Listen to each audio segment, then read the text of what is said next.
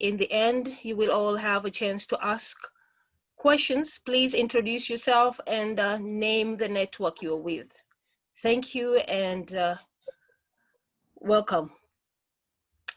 Go ahead, Mr. Tundu. Thank you very much, Naj. Dear members of the press from around the world, greetings from a rather chilly Tienen in the Flemish Brabant, my home away from home for nearly 3 years now.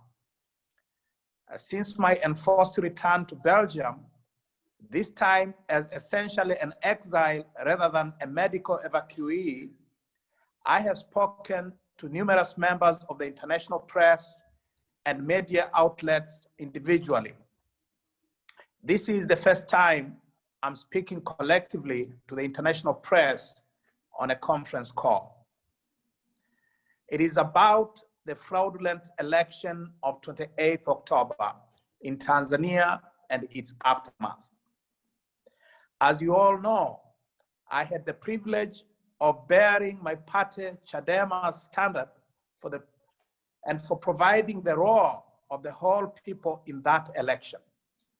The central question that I seek to address in this conference call is, where do we go from here? At the very least, millions of Tanzanians went to the polls that day expecting to not only vote, but to have their votes counted and count in the shaping of the destiny of their country. What happened instead made a mockery of the people's legitimate expectations and dashed their democratic aspirations. What had started 2 months earlier with the mass disqualification of opposition candidates organized by the National Electoral Commission and the Zanzibar Electoral Commission and aided and abetted by the national security apparatus, turned into an outright capture of the election by the armed forces working in tandem with the National Electoral Commission and the Zanzibar Electoral Commission officials, armed vigilante gangs, local administration personnel, and CCM operatives. As a result of that capture, tens of thousands of the opposition polling agents were turned away from or kicked out of polling stations up and down the country. Altogether, more than 70,000 Chadema polling agents, roughly 88% of the total countrywide, were either totally barred from more than 80,000 polling stations across the country, or having entered, were eventually kicked out therefrom. In their absence, personnel from the army, police, militiamen, and polling supervisors and their assistants placed ballot boxes stuffed with pre-marked ballots in favor of the CCM candidates, especially John Pombe Magufuli, its presidential contestant.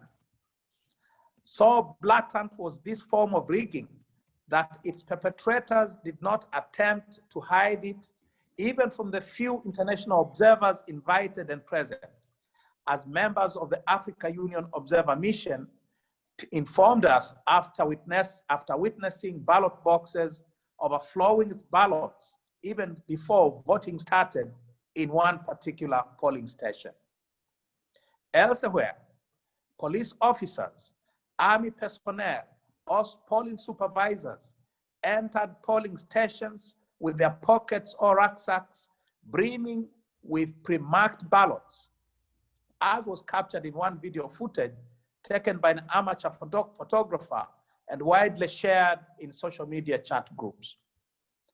In yet other instances, where voter turnout was especially low, polling supervisors and their assistants increased the number of CCM votes by marking the ballots where there were no voters present in polling stations and stuffed them into ballot boxes.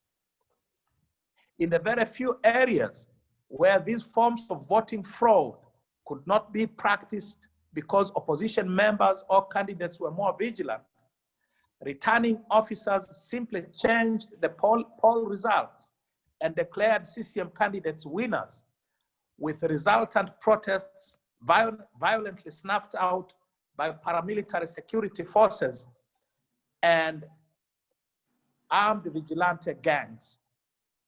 Many people were killed and many more wounded as the paramilitary state security forces ran amok, shooting, tear gassing, and beating anyone in their path. Hundreds have been arrested and dozens charged with leading organized crime, a non-bailable offense intended for economic offenders under the country's 1984 economic crimes legislation.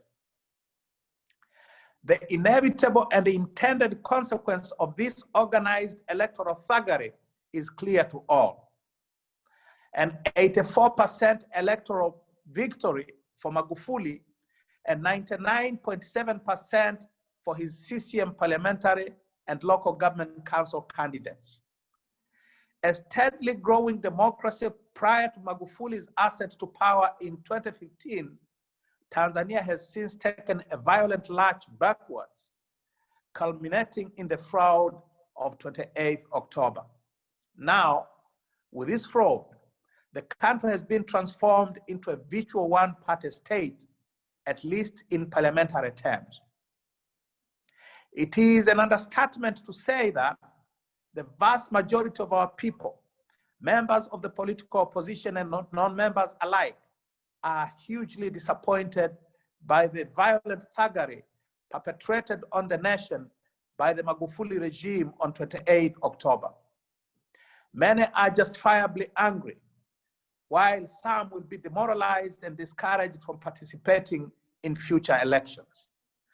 Our party, Chadema, and our sister party, ACT Wazalendo, have refused to recognize the results of this fraudulent election. We have rejected any participation in parliament or in local government authorities, as to do so would be tantamount to accepting the results of this travesty of democracy. While disappointment, anger, or demoralization are perfectly understandable under these circumstances, this is not the time for our members, supporters, and the people generally to throw their arms up in despair. It is not the time to give up the struggle for democracy. CCM and Magufuli did not win any election, nor did Chadema and I lose one. Instead, the many millions of Tanzanians who flocked to polling stations across the country did not have their votes counted or made to count. As Samia Suluhu Hassan, Magufuli's running mate, told voters in a campaign rally prior to 28 October, CCM would rule the country regardless of whether it is voted for or not. Each one of us, party leaders, candidates, campaign teams, and supporting staff fought the good fight, and we fought it well. We faced and overcame considerable difficulties during the campaign. We battled against an entrenched, powerful, and well-resourced enemy who had all the apparatus and resources of the state at his disposal. With few exceptions, we faced police obstruction or violence and interference by National Electoral Commission and by the political administrative machinery of the local and regional administration. We campaigned with shamefully limited media coverage and still less material and financial resources. Yet, despite these near insurmountable challenges, we did not only persevere, we routed CCM and its candidates before the court of the people. Despite the lies, the defamation, and the mudslinging, the people faithfully and solidly stood behind us and our banner of freedom, justice, and people-centered development. The people turned up in their millions to welcome us to their areas, to listen and to have a national conversation with us. They contributed financially and materially to ensure we prosecuted and completed the grueling election campaign.